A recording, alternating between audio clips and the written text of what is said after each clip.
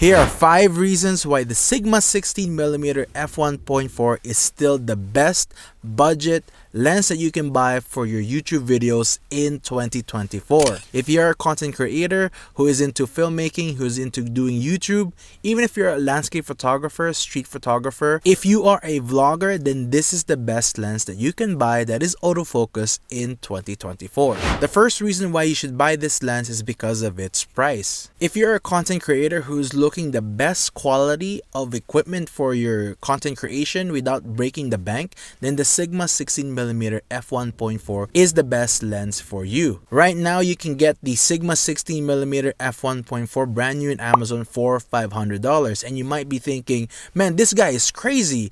Like, that's not really budget at all. But hold on, let me explain. As I mentioned, the Sigma 16 is the best quality lens that you can buy for your Sony camera without breaking the bank. If we look at the other lenses that is comparable with the Sigma 16, they are either not that good or they're too expensive. For example, the Sony 15mm f1.4 costs about $800 to $1,000 Canadian. And if you look at the Viltrox 16mm f1.8, it costs about $700 or $750 Canadian, and it doesn't go all the way up to f1.4. If you look at other lenses that are comparable, such as the kit lens or other 16mm Sony lenses, the quality of those lenses is not as comparable as this lens. And later in this video, I'm going to show sample videos and photos of this lens and what you would get if you buy the Sigma 16mm f1.4. The other lenses that you can buy for your Sony APS-C cameras, they're either not going to be that sharp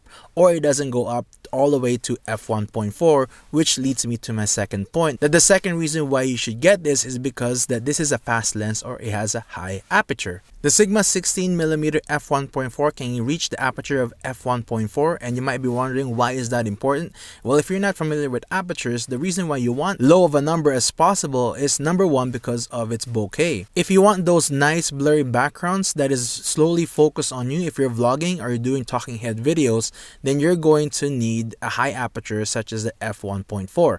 Earlier I was shooting at f2. Right now I just switched it to f1.4 with an ND filter, and this is what it looks like with those nice blurry background behind me. The second reason why you want an f1.4 or a high aperture is because it is going to be great in low light situations. Right now I'm recording in my car or in my truck, and the lighting here is not really the nicest, but with the f1.4 I can let in so much light to the camera so that I won't have to worry about too much about lighting in wherever I'm recording. If you're recording in your home studio and you don't have that great of lighting and you don't have a lot of budget for softboxes, having a high aperture lens would really help you out when you're recording those videos. You can still get nice footages without really cranking your ISO too much, because if you didn't know, if you crank up your ISO way too much, you'll let in more noise into your footages, and you don't have to touch your shutter speed as well.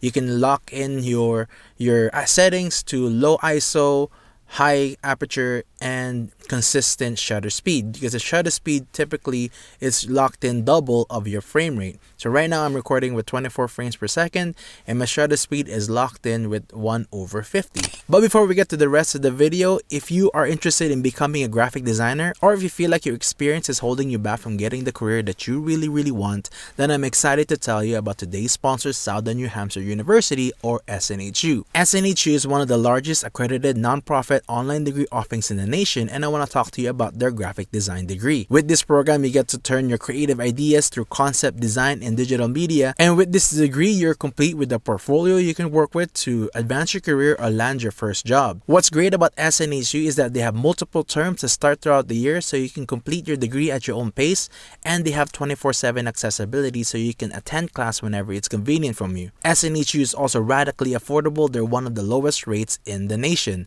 So go to snhu.edu/TimateoGD, and the link is also in the description below, where you can find free information regarding the bachelor's degree in graphic design.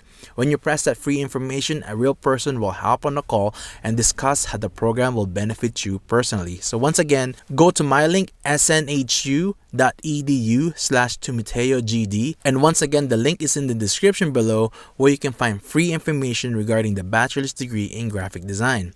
Thank you SNHU for sponsoring this video. Now let's go back to the rest of the Sigma 16 f1.4. The third reason why you should get the Sigma 16mm f1.4 is that this lens is extremely sharp. I own a Sony camera, but all of my lenses are third party. They're either Sigma or Tamron lenses because for some reason I just don't like how those Sony lenses look. I don't know why. There's something about them that I really don't like. But with the Sigma and the Tamron lenses that I own, especially with the Sigma 16, something is just so satisfying with them and it's sharp from corner to corner. And I'm going to show you once again later in this video sample videos and photos of what you would get if you buy the Sigma 16 f1.4.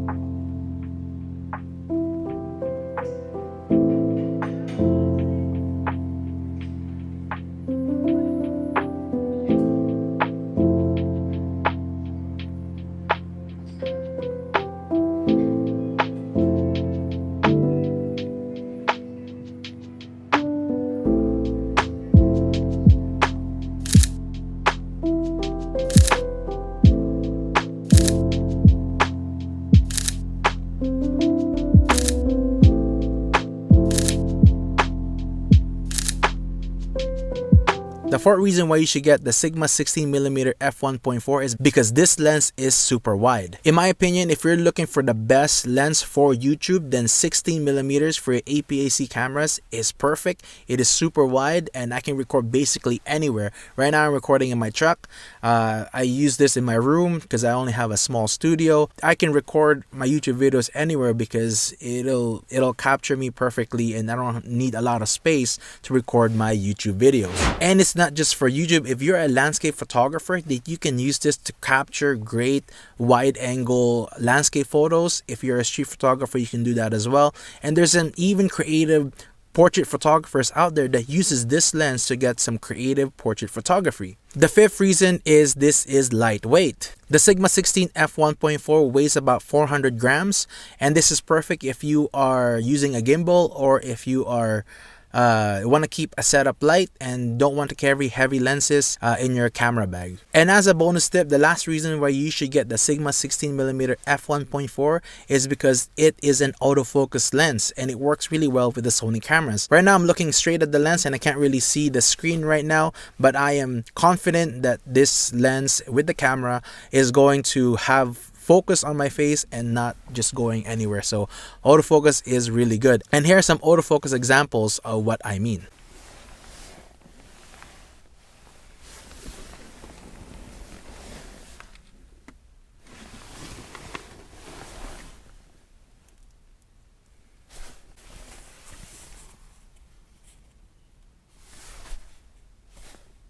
Well, if the Sigma 16mm f1.4 is such a great lens, then this is a no-brainer but to buy this, right?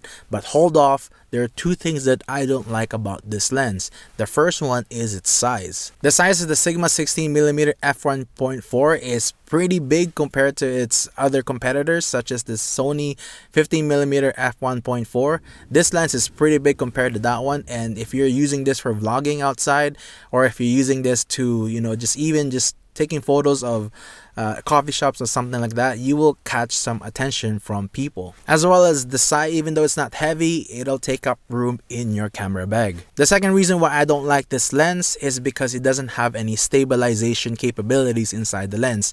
A lot of Sony lenses have the OSS. Even my Tamron has a vibration compensation, that's what they call it, which is a type of stabilization. But with the Sigma 16mm, you don't get any of that.